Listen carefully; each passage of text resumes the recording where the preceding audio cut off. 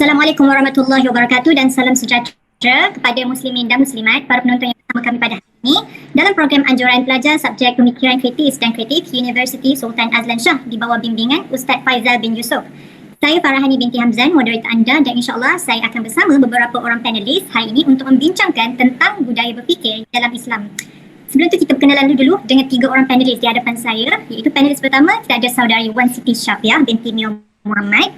Yang kedua, kita ada saudara Ahmad Hazim bin Hazli. Dan panelis yang ketiga, kita ada saudari Nur Ifah binti Rozali. Harap semuanya dalam keadaan baik dan sihat ya. InsyaAllah, Alhamdulillah. Untuk maklumat anda, ketiga-tiga panelis kita ini merupakan pelajar daripada jurusan Sarjana Muda Kaunseling di Universiti Sultan Azlan Shah, Kuala Kangsar. Para penonton yang dikasihi sekalian, bercerita tentang pemikiran di dalam kehidupan manusia yang merupakan elemen yang paling penting kerana dengannya kita dapat mengenal Allah Subhanahu Wa Taala. Jika dilihat daripada konsep pemikiran kritis di dalam bahasa Melayu, ia bermaksud menganalisis dan menilai fakta yang terdapat pada suatu maklumat. Dalam bahasa Inggeris, kita panggil ini sebagai critical thinking, dan di sisi bahasa Arab, ini dikenali sebagai al-fikr al-naqdi, iaitu sebuah bentuk konsep pemikiran kritis yang berteraskan Al-Quran dan Sunnah. Dan itu yang kita akan bincangkan pada hari ini. Jadi untuk mengupas budaya berfikir di dalam Islam, saya akan mulakan dengan soalan kepada panel yang pertama, iaitu saudari Wan Siti Syafiah. Okey, saudari. Okey. Al-Quran ialah sebuah kitab yang menekankan tentang ilmu dan pemikiran yang jitu. Jadi boleh saudari huraikan tentang bagaimana Al-Quran mendidik manusia tentang dalam membina pemikiran yang kuat, dan apakah kaedah yang dinyatakan di dalamnya untuk menjana pemikiran baras tinggi? Silakan. Terima kasih kepada moderator kita iaitu Nur Hani. Okay, saya selaku panel pertama Wan Siti Syafiah akan menerangkan sedikit lah. Okey, apa yang kita tahu dalam bahasa Arab, perkataan berfikir tu dia merujuk kepada kalimah takafur. Okey, bukan itu saja, malah dalam ada ahli falsafah berkata dia menerangkan al-fikir itu bermaksud sebagai tindak balas fikiran seseorang. Apa yang kita faham, al-fikir dan al-takafur ni membawa makna yang sama maksud. Okey, Ibnu Al-Mazur pula mencadangkan kalimah takafur sebagai al-takafir, manakala Al-Janabi mendefinisikan takafur sebagai mendiamkan diri sambil berfikir. Okay, terdapat beberapa kalimah yang membawa maksud berfikir yang terdapat di dalam Al-Quran. Malik Badri, iaitu seorang pakar psikologi Islam, mendefinisikan takafur sebagai perkataan yang membawa maksud yang lebih mendalam berbanding dengan kalimah takfir. Takafur menjadi penghubung yang dipanggil sebagai itibar dalam kehidupan manusia dengan pencipta mereka.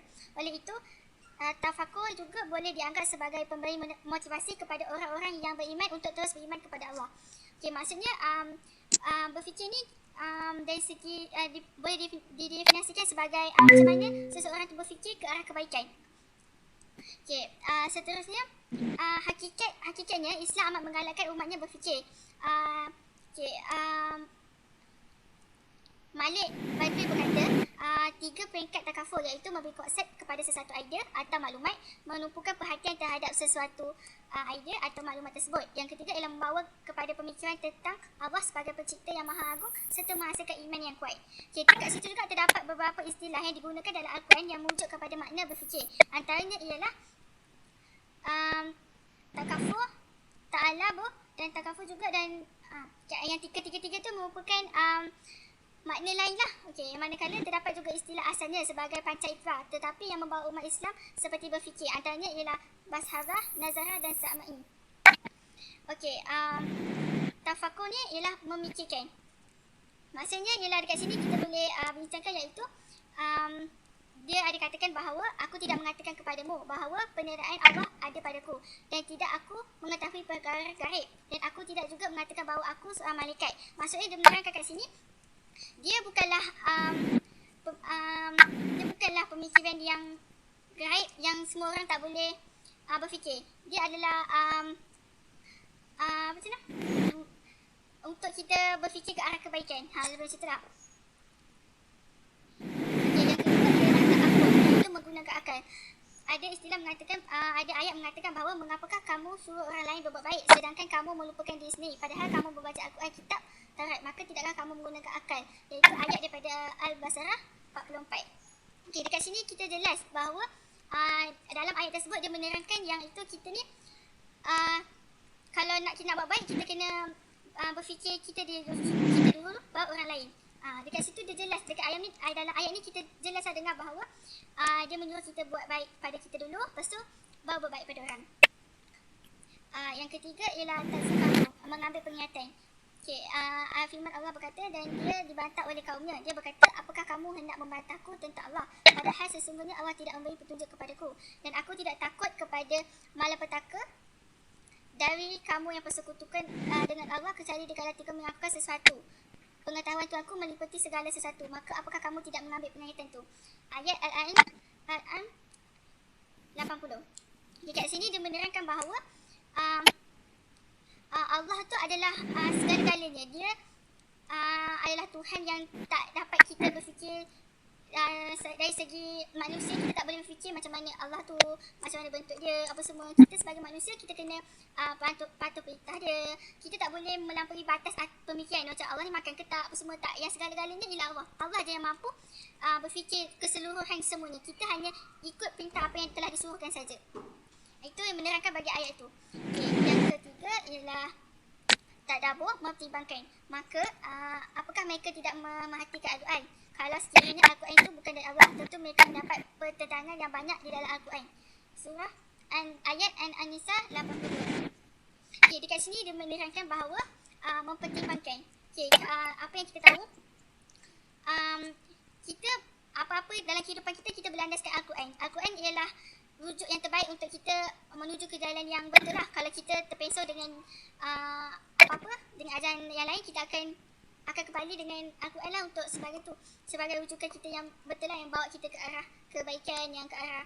Sebab zaman sekarang ni ada je yang dia sama macam Al-Quran, sama ke sunnah Nabi semua, tapi kalau kita perhatikan betul-betul, ada je dia punya terpesong tu tau. So kita sebagai umat Islam ni, kita kena mendalami Al-Quran tu betul-betul, faham betul-betul, supaya kita tak mudah terpesong dengan ajaran yang sekarang ni lah, yang diorang boleh je sama macam Al-Quran, yang boleh menutup mata kita sebagai umat Islam lah. Okay, yang ketiga ialah nazara, iaitu melihat. Maka apakah mereka tidak memperhatikan unta bagaimana ia diciptakan dalam ayat Al-Hasr ayat 17. Okay, yang terakhir ialah sami, mendengar. Dan apakah tidak menjadi petunjuk bagi mereka? Beberapa banyak umat selalu mereka telah kami binasakan, sedang mereka sendiri berjalan di tempat-tempat kediaman mereka. Sesungguhnya pada yang demikian itu terdapat tanda-tanda kekuasaan Allah. Maka apakah mereka tidak mendengar? Okey, maksudnya dekat sini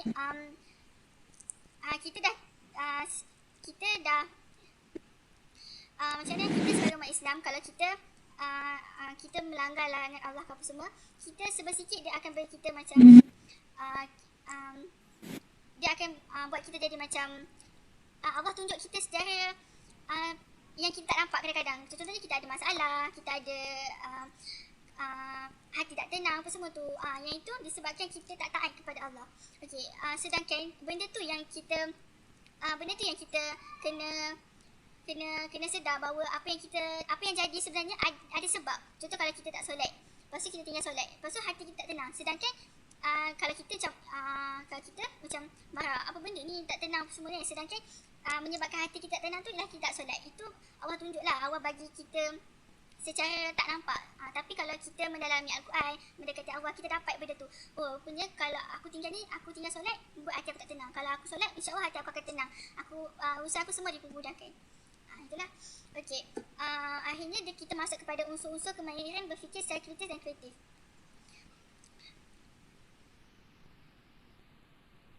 Okay, di dalam surah Al-Baqarah, Allah telah menerangkan kategori manusia kepada beberapa golongan, iaitu golongan beriman kepada kitab yang telah diturunkan, beriman kepada perkara gaib, beriman kepada ayat akhirat, mendirikan solat serta menunaikan zakat. Mereka ini adalah golongan yang mendapat petunjuk dan kejayaan. Manakala golongan orang kafir pula ialah orang yang tidak beriman, sama ada telah diberi peringatan atau tidak. Ini kerana hati, pendengaran dan penglihatan orang yang kafir telah ditutup oleh Allah untuk menerima kebaikan. Bagi mereka disediakan azab yang pedih di akhirat. Macam saya cakap tadi lah, kalau kita tak solat, kalau kita melanggar perintah Allah, benda-benda ni akan dapatkan kita. Walaupun Allah dah bagi petunjuk, tapi kita sendiri tak sedar benda tu, and then Allah akan beri azab pada kita lah. Okay, yang seterusnya ialah unsur menerangkan sebab. Okey, mereka bertanya kepada tentang arak dan judi. Katakanlah pada keduanya terdapat dosa besar dan manfaat, tetapi dosa keduanya lebih besar daripada manfaat yang ada. Maksudnya dekat sini, kita sendiri tahu bahawa arak dan judi itu adalah dosa yang besar. Dua-duanya tak bagi manfaat apa-apa dekat kita. Oleh itu, kita kalau melakukan benda tu, kita akan jadi walaupun benda tu setengah orang bagi dia untuk dia hilangkan stres, dia hilangkan tekanan apa semua, tapi bagi dia itu manfaat itu dia lah, sedangkan kita tahu arahnya judi tu adalah berdosa besar. So dekat sini kita kena menekankan bahawa walaupun dia memberikan keseronokan, tapi dia disalah dari sisi Allah lah. Itu saja daripada saya. Okay, baik, terima kasih Saudari Syafiah. Satu penghujaan yang saya lihat begitu menarik kerana beliau mengupas secara teliti istilah-istilah pemikiran di dalam Al-Quran yang mana kita boleh lihat dan faham jika kita mentadabbur Al-Quran itu sendiri. Rakan-rakan penonton yang dirahmati Allah sekalian, kini kita beralih pula kepada panelis kedua kita iaitu Saudara Ahmad Hazim. Kita maklum bahawa Al-Quran itu sendiri sudah diturunkan, namun ini bersifat universal, iaitu secara umum lah. Maka itu kita tak menafikan bahawa perlunya panduan dan perincian tentang bagaimana kaedah untuk berfikir dilakukan. Jadi kepada Saudara Hazim, boleh anda kongsikan adakah di sana terdapat hadis tentang pemikiran yang luas dan bagaimana Islam mengukur dan memandu umat tentang daya berfikir kritis dan kritik? Silakan. Okay, terima kasih kepada moderator, dan saya rasa penghujaan panel pertama sangat menarik dan menyeluruh. Bagi saya zaman sekarang macam kewafatan Nabi Muhammad SAW ni sudah lama, dan masyarakat sekarang lebih kepada macam lalai dan berfoya-foya, macam banyak aktiviti yang menghibur daripada tujuan kita hidup di bumi ni, iaitu beribadat kepada Allah.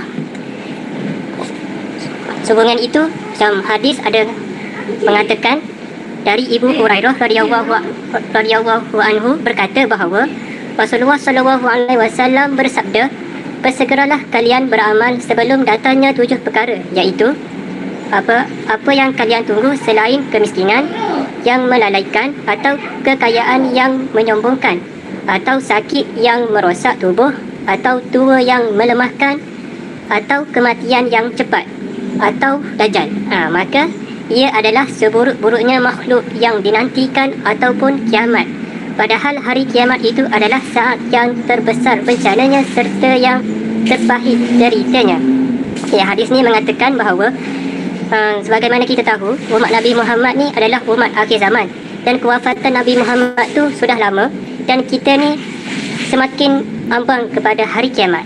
Jadi kita dapat lihat bahawa isu sekarang ni seperti berlaku di kota Mekah, iaitu kota suci.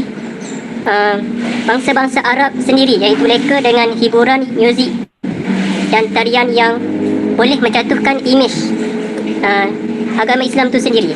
Okey. Dari sini kita dapat lihat bahawa perkembangan pemodenan negara sekarang, kita dapat lihat bahawa macam syiar Islam tu semakin rendah, dan walaupun majoriti ramai yang beragama Islam, tapi hakikatnya orang yang betul-betul beramal tu dengan Al-Quran dan Sunnah tu boleh macam kita dapat lihat seperti macam kehadiran macam jemaah di masjid, terutamanya pada solat-solat 5 waktu. Macam sekarang ada yang 1 saf, 2 saf, yang itu macam kita dapat lihat lah waktu sekarang ni. Pada zaman dahulu kita dapat lihat macam kebangkitan Islam seperti zaman pemerintahan Al-Fatih dan Salahuddin sebagainya. Mereka begitu kuat Islam kerana mereka berfikir yang Islam itu adalah macam agama Islam tu agama yang benar, dan gaya hidup yang suka kepada pendamaian. Okey, seterusnya macam di sini macam faedah hadis lah yang kita dapat lihat. Hadis Rasulullah SAW mengingatkan agar umat Islam bersegera dan tidak menunda-nunda untuk beramal soleh. Rasulullah SAW menyebutkan bahawa ada 7 peristiwa buruk yang kemungkinan akan terjadi apabila kita lalai perintah atau peringatan Rasulullah SAW tersebut bertujuan untuk menyedarkan kita semua. Okey, sebagaimana kita faham bahawa dalam Al-Quran itu sendiri pun ada menceritakan azab-azab Allah terhadap umat terdahulu yang dipimpin oleh nabi-nabi seperti Nabi Musa, Nabi Isa dan sebagainya. Jadi mereka ni kita tahu fizikal mereka kuat dan tapi mereka ingkar terhadap perintah Allah. Jadi macam Nabi Muhammad ni sebagai bertujuan untuk menjejarkan kita semualah. Dari segi macam undang-undang negara pun, sekarang di Malaysia kita ambil contoh seperti hukum hudud. Macam masyarakat fikir sekarang hukum hudud merupakan hukuman yang zalim dah. Padahal ia adalah bentuk pencegahan kita untuk mengawal masyarakat itu sendiri. Sekarang di Malaysia macam lebih kepada undang-undang yang berbentuk mengikut barat lah. Seperti macam kalau hukuman gantung, hukuman penjara seumur hidup, itu antara hukuman-hukuman yang kita ikut dari dunia barat, yang kita rasa ia adalah bentuk yang tidak zalim berbanding dengan undang-undang Islam, iaitu macam rejam sampai mati dan hukuman pancung kan. Jadi di situ kita dapat lihatlah betapa pemikiran kita ni jauh ke arah syiar Islam itu sendiri. Itu dari segi pandangan saya lah. Terima kasih. Baik, terima kasih kepada saudara Hazim atas perkongsian daripada sudut sunnah dan hadis tentang bagaimana Islam itu menterjemahkan pemikiran tahap tinggi. Apa yang saya faham, saudara cuba sampaikan seperti mungkin sesuai kita nak kaitkan dengan hadis yang Rasulullah maklumkan bahawa Islam muncul dalam keadaan asing dan ia akan kembali dalam keadaan asing, maka beruntunglah orang-orang yang terasing. Maksudnya kalau hari ini mungkin apa yang ajaran Islam untuk mengajar kita berfikir arah tinggi itu tak diamalkan oleh orang Islam sendiri. Mungkin maksud saudara macam tu? Ya, macam tu. Menarik perbahasan yang okey, baik. Tuan-tuan dan puan-puan yang dikasihi Allah sekalian, syukur untuk saya teruskan dengan soalan terakhir kepada panelis ketiga kita, iaitu saudara Ifah. Saudara Ifah bersedia? Ya, saya. Okey, kita sudah dengar tentang kaedah berfikir menurut Al-Quran dan Sunnah. Jadi kita nak tahu juga apakah amalan berfikir di dalam Islam dan bagaimana ianya diukur daripada sudut syarak. Boleh saudari kongsikan? Terima kasih saudara dari kita Farhani. Apa yang tajuk saya dapat, soalan yang pertanyaan yang saya dapat untuk forum kita pada hari ini ialah amalan ataupun berfikir menurut Islam, kan? Seperti yang kita tahu, setiap manusia, setiap penciptaan Allah ni ada tujuan. Jadi setiap manusia ada akal. Maksudnya dia boleh membezakan mana yang baik, mana yang buruk. Berbanding dengan binatang. Binatang tiada akal, jadi dia tak boleh membezakan mana baik buruk. Jadi cetusan akal ni dia mula-mula dia datang kat fikiran kita ni, dia timbulkan keraguan. Bila timbulkan keraguan, kemudian dia dibawa kepada ingatan dan kemudiannya datanglah kepada fasa kita berfikir. Di situ mula fasa kita pemikiran kita lah. Kita mula fikir sebagai manusia ni, fikir mana yang baik, mana yang buruk, baru kita akan terus pada sifat kemahuan kita atau kehendak kita nak lakukan satu benda tu. Okey.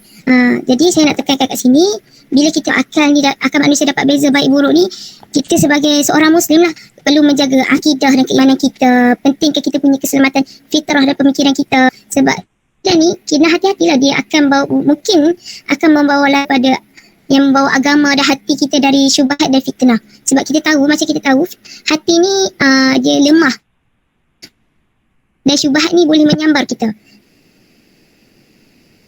Dengan kilatan dari ahli bid'ah terpengaruh. Macam kita sekarang kita dah pegang mazhab Syafi'i. Berdasarkan sekarang pun kita dah banyak penyebaran daripada ahli bid'ah, ahli sesatan sekarang ni.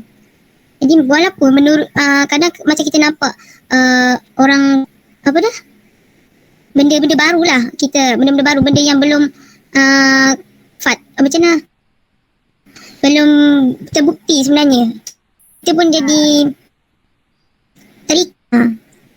Okey, itu yang pertama. Kalau yang keduanya, seperti yang kawan saya kawan saya Syafia dan Hazim telah menerangkan menurutkan Al-Quran dan hadis tadi.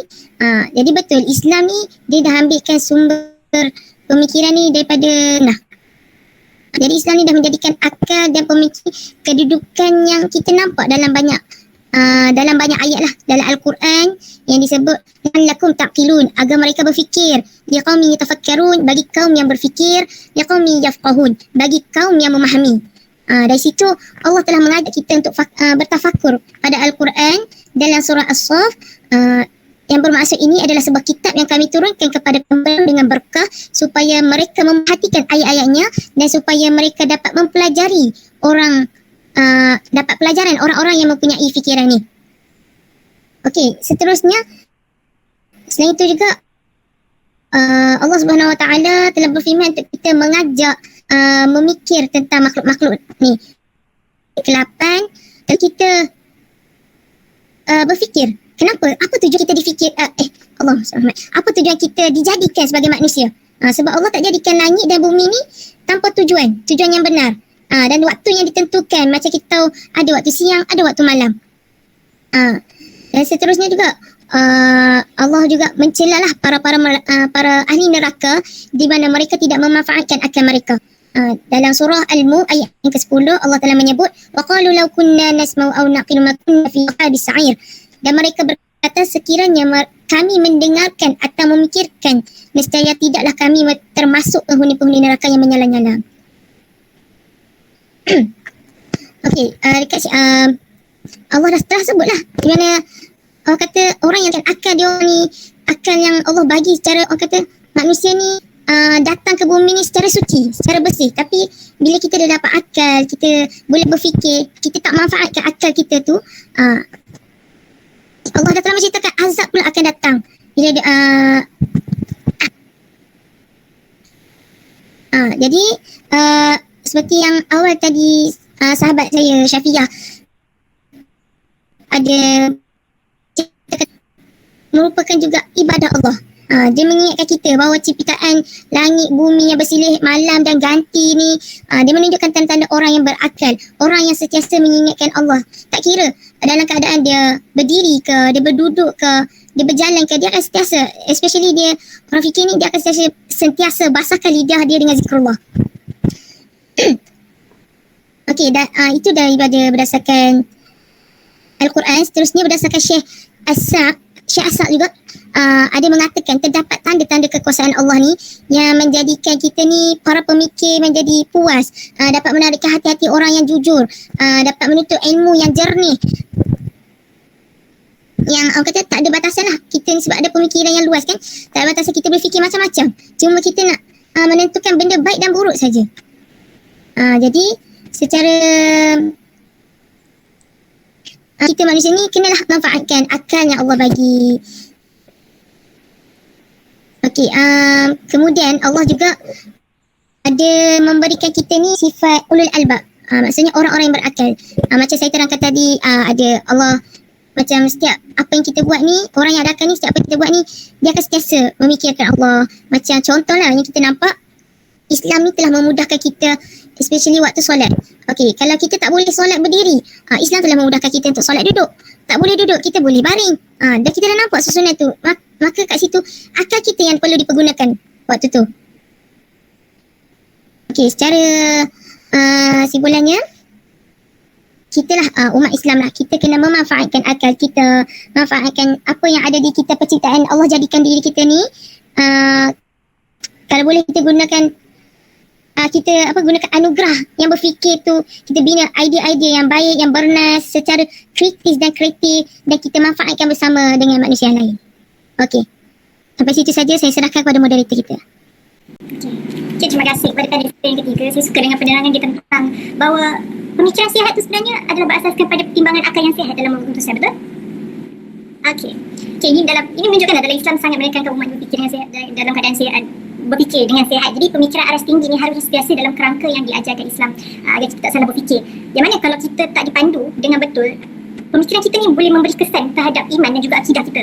Okey, baik, saya ingin ucapkan terima kasih kepada semua panelis kita yang sudi bekerjasama berkongsi ilmu dan maklumat tentang budaya berfikir di dalam Islam. Nampaknya kita pun dah berada di penghujung forum. Cuma tuan-tuan dan puan-puan, seperti apa yang dikongsikan oleh para panelis kita sebentar tadi, pemikiran kritis dalam Islam ni sudah dinyatakan sejak 1400 tahun yang dulu lah. So maknanya satu tempoh yang sangat panjang. Jadi pemikiran aras tinggi dalam perspektif syarak ni merangkumi kemahiran kognitif dan juga intelektual yang diperlukan oleh manusia untuk kita kena pasti analisis dan menilai sesuatu hujah dan kesahihan sesuatu idea itu dengan persen. Setiap kemahiran ni penting bagi memastikan segala perkara yang kita terima atau hasilkan tak dipengaruhi oleh elemen-elemen yang mengurangkan nilai kebenaran. Ini adalah prinsip utama di dalam Islam. Jadi kita harus sedarlah aktiviti berfikir secara kritis ni bukan hanya berlaku di kalangan ahli akademik, tapi turut berlaku di kalangan orang biasa, di semua peringkat umum. Dan kita digalakkan untuk berfikir dalam usaha untuk memahami dan menghayati segala surah Allah Subhanahu Wa Taala. Jadi apa yang boleh saya simpulkan, asas sebenar kepada pemikiran kritis dan kreatif dalam Islam ini adalah keimanan dan ketakwaan kepada Allah Subhanahu Wa Taala. Kerana dialah yang memandu kita manusia untuk berfikir ke arah kebenaran. Baik, sekian saja forum kita pada hari ini. Terima kasih sekali lagi kepada semua panelis. Dan saya Farahani binti Hamzan. Terima kasih juga kepada para penonton. Assalamualaikum warahmatullahi wabarakatuh.